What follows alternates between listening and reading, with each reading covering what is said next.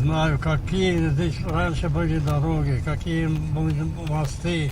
Вся жизнь Габдрауфа Рахимова в деревне Кызыл-Утар. Ему 77, большую часть за рулем. Говорит, раньше на старый мост было страшно смотреть, заезжали с молитвой на устах. Мужчине было одно мужчине. Вот иногда приходится в больницу везти или на работу.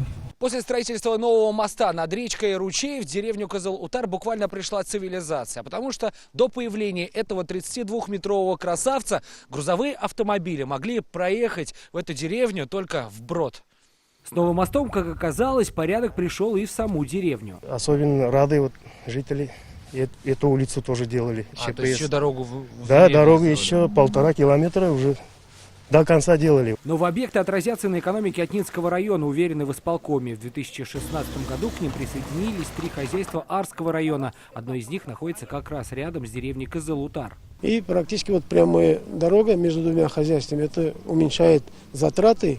И также это влияет на себестоимость и на социальной, на экономической точки зрения для людей. Это идеальная ровной дороги еще буквально несколько месяцев назад не было и в помине. Она появилась прямо здесь, в чистом поле. И, как говорят сами дорожники, строить такую дорогу с нуля гораздо проще, чем ремонтировать. Эта дорога буквально выросла из села Старый Кишит. Несмотря на дождь, на ее открытие собрались все жители. На тракторах мы добирались туда. Наши отцы, деды, вот сегодня, если они живы были бы, не поверили бы вот своим глазам. Мужчине было даже, это даже народе сказали, это дорога Аще.